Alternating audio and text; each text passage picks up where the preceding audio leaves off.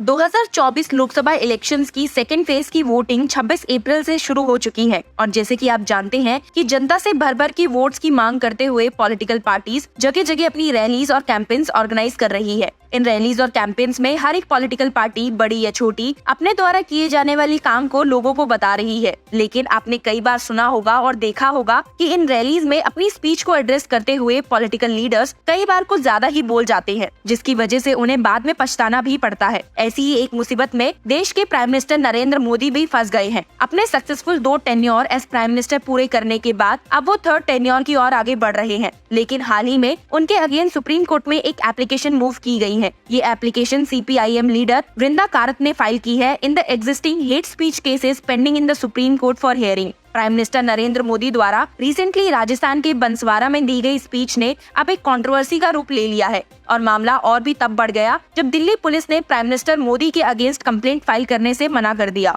इस एप्लीकेशन को बाकी के सुप्रीम कोर्ट में चल रहे हेट स्पीच केसेस के साथ जस्टिस संजीव खन्ना की बेंच द्वारा ट्यूसडे को सुना जाने वाला था। हियरिंग से पहले एडवोकेट सुभाष चंद्रन KR ने कहा था, A complaint against hate speech of Mr. Narendra Modi by Ms. Vrinda Karan, CPIM Politburo member has been refused by Mandir Marg Police Station, Delhi. Today, the hate speech matters are listed before court number 2 and we will be making submissions regarding the above said incident when the matter is taken up for hearing. Ms. Vrinda Karat is a party to the pending litigation. लेकिन कुछ reasons की वजह से ये hearing list नहीं हो पाई। पर बात यहाँ रुकी नहीं। प्राइम मिनिस्टर मोदी के दिए गए रिमार्क्स पर अब ऑपोजिशन पार्टीज, देश के 17,400 लोग और तो और सुप्रीम कोर्ट के सीनियर एडवोकेट कपिल सिब्बल भी नाराज हैं और उन्हें लगातार स्लैम किए जा रहे हैं। सीनियर एडवोकेट ने तो इलेक्शन कमीशन ऑफ इंडिया को भी लपेटे में लिया था और उनसे सवाल किया था कि प्राइम मिनिस्टर के ऐसे एक्ट पर इमीडिएट एक्शन क्यों नहीं लिया गया। He has asked, politics have stooped down to such a level and it has not been happened in the history and I do not want it to happen. I want to ask a question to the election commission why action was not taken immediately. Election commission should condemn it and a notice should be given to Prime Minister Modi. आपको बता दूं कि इतनी slamming 17,400 लोग और political parties के लिखे letters की वजह से इलेक्शन कमीशन ऑफ इंडिया ने भी अब इस मामले में एक्शन ले ही लिया है। प्राइम मिनिस्टर द्वारा एलिस्ड मॉडल कोड ऑफ कंडक्ट की वायलेशन पर इलेक्शन कमीशन ऑफ इंडिया ने थर्सडे को नोटिस इशू करते हुए BJP से 29 अप्रैल सुबह 11 बजे तक रिस्पॉन्स मांगा है on the complaints raised bye Congress, CPI and CPIM leaders. Election commission of India ने ये नोटिस इशू करते हुए कहा है that the grant of status of the star campaigner statutory lies entirely within the realm of the political parties under Section 77 of the Representation of People Act 1951 and the star campaigners are expected to contribute a higher quality of discourse inter alia by way of providing an all India perspective which sometimes get distorted in the heat of the contest at the local level। इस happening के background में जाते हुए आपको बता दूं कि Sunday को राजस्थान के बंसवाड़ा में प्राइम मिनिस्टर नरेंद्र मोदी एक रैली को एड्रेस कर रहे थे। अपने एड्रेस के दौरान उन्होंने former prime minister Manmohan Singh के 2006 के फर्स्ट क्लेम रिमार्क का मेंशन किया और कहा, The Congress manifesto says they will calculate the gold with mothers and sisters and then distribute that property. When the Congress-led government was in power, they had said that Muslims have the first right over the country's asset. This means that they will distribute wealth to those who have more children and those who are infiltrators. Is this acceptable to you? Prime minister Modi के इन remarks को अब hate speech कहा जा रहा है और ये भी कि ये इंडियन मुस्लिम्स पर एक डायरेक्ट अटैक है। और आप तो जानते हैं कि सुप्रीम कोर्ट की रूलिंग्स के अकॉर्डिंग इलेक्शन कैंपेन्स में कोई भी हेट स्पीच नहीं फैला सकता। यहाँ तक कि 2019 में एपेक्स कोर्ट ने इलेक्शन कमीशन ऑफ इंडिया को भी काफी फटकारा था उनके ऐसे कैंडिडेट्स के अगेंस्ट एक्शंस ना लेने के लिए जो हेट स्पीच में इंगेज हो रहे थे। लेकिन अब जब इलेक्शन कमीशन ऑफ इंडिया और सुप्रीम कोर्ट दोनों ने ही इस पर एक्शन ले लिया है तो देखना होगा कि आगे प्राइम मिनिस्टर इस मैटर में कैसे डील करते हैं। आपको जानकारी होगी कि अभी हाल ही में प्राइम मिनिस्टर मोदी पर दिल्ली हाई कोर्ट में भी एक PIL फाइल हुई थी जिसमें उनकी डिस्क्वालिफिकेशन की मांग की गई थी इस ग्राउंड पर कि वो वोट सीक करने के लिए रिलीजियस डाइटीज और प्लेस ऑफ वर्शिप्स का यूज कर रहे हैं। दिल्ली हाई कोर्ट में जब ये केस थर्सडे को टेकअप किया गया तो जस्टिस सचिन दत्ता, जिन्हें इस मैटर पर प्रिसाइड करना था, वो UAPA ट्राइब्यूनल में बिजी थे, जिसकी वजह से अब इस केस को मंडे के लिए शेड्यूल किया गया है, दैट इज ऑन 29 अप्रैल। और उसी दिन ही इलेक्शन कमीशन ऑफ इंडिया ने भी BJP को डेडलाइन दी है कंप्लेंट्स के अगेंस्ट में अपना रिस्पॉन्स सबमिट करने के लिए। अब दिल्ली हाई कोर्ट की इस अपडेट के बाद देखने वाली बात होगी कि कैसे supreme court, Delhi high court और इलेक्शन कमीशन ऑफ इंडिया तीनों ही इस मामले को कैसे देखते हैं और क्या एक्शन लेते हैं। मीनवाइल कांग्रेस लीडर और सुप्रीम कोर्ट के सीनियर एडवोकेट अभिषेक मनु सिंघवी ने भी मीडिया और प्राइम मिनिस्टर मोदी के अगेंस्ट फाइल हुई कंप्लेंट्स के बारे में बात की है। हम धन्यवाद करते हैं चुनाव आयोग का कि उन्होंने बहुत अल्प समय में हमें जल्दी से जल्दी मीटिंग और कंप्लेंट अपनी दोहराने और बताने के लिए व्यापक रूप से समय दिया। हम आशा और विश्वास करते हैं कि ठोस कदम जल्द से जल्द उठाए जाएंगे।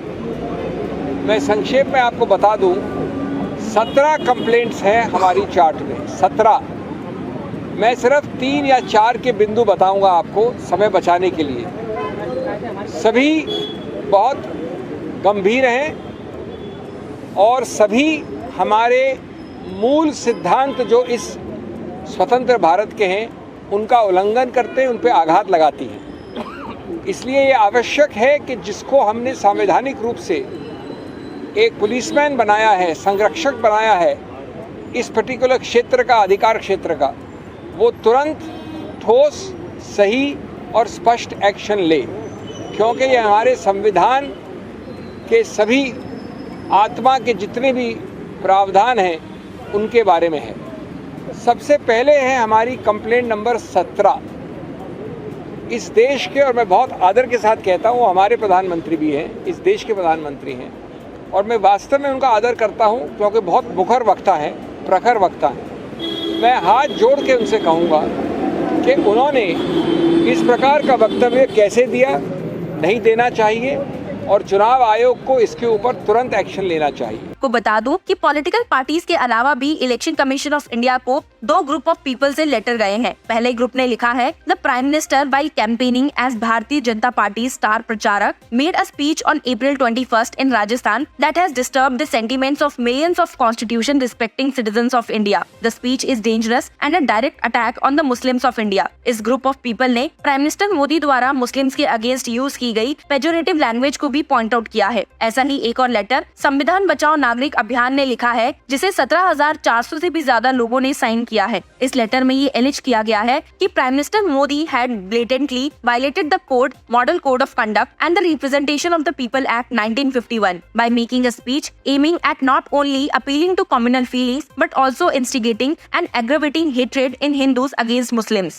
आगे लेटर में लिखते हुए इलेक्शन कमीशन ऑफ इंडिया को बताया गया है कि प्राइम मिनिस्टर मोदी ने अपनी स्पीच में मुस्लिम्स को एक पॉपुलेशन से इक्वेट किया है जो बच्चे प्रोड्यूस करती है और इन्फिल्ट्रेटर है। उन्होंने ये भी बताया है कि प्राइम मिनिस्टर झूठ बोल रहे हैं क्योंकि कांग्रेस के मैनिफेस्टो में ये कहीं नहीं कहा गया कि वो हिंदू वुमेन के गोल्ड के बारे में इंफॉर्मेशन कलेक्ट करेंगे और मुस्लिम्स में बांट देंगे। इन्हीं बातों से नाराज और हैरान सीनियर एडवोकेट कपिल सिब्बल भी मंडे को खुद को बोलने से रोक नहीं पाए। एक प्रेस कॉन्फ्रेंस में उन्होंने प्राइम मिनिस्टर के ऐसे एक्ट पर अपना गुस्सा जताया है और कहा है, prime minister Modi had given a speech that Congress will give the properties of the women to infiltrators and terrorist. Don't the 20 crore people of this country matter? Don't they have aspirations? Senior advocate Kapil Sibal के साथ साथ Congress leader Rahul Gandhi, Shiv Sena leader Sanjay Raut, Jairam Ramesh और Bihar deputy chief minister Tejasvi Yadav ने भी prime minister Modi के इन remarks पर तीखे वार किए हैं और उन्हें सवालों के कटघरे में खड़ा कर दिया है। कंट्री के मेजर इश्यूज को डिस्कस करने के लिए कहते हुए इन लीडर्स का मानना है कि प्राइम मिनिस्टर को हेट्रेड की इस पॉलिटिक्स को अब क्विट कर देना चाहिए।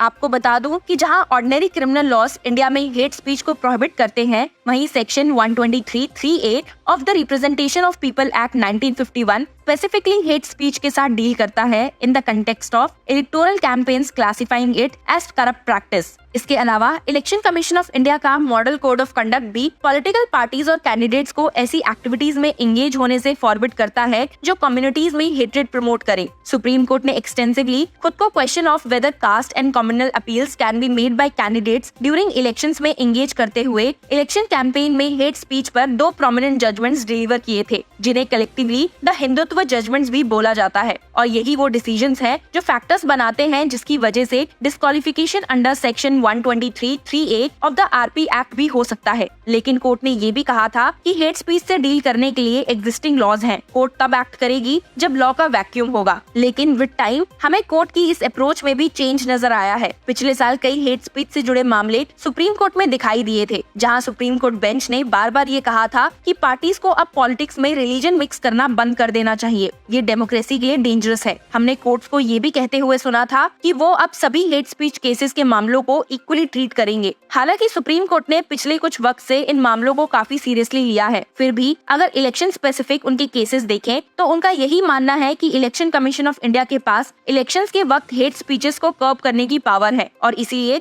वो इसका जिम्मा उन्हें और लॉ कमीशन को सौंप चुके हैं। तो अब जब प्राइम मिनिस्टर मोदी इस बार इस इशू का सेंटर ऑफ अट्रैक्शन है, तो आपको क्या लगता है election commission of India, supreme court और दिल्ली हाई कोर्ट इन मामलों में कैसे एक्शन लेगी? Do let us know in the comment section and keep following Law Chakra for more such news and legal updates.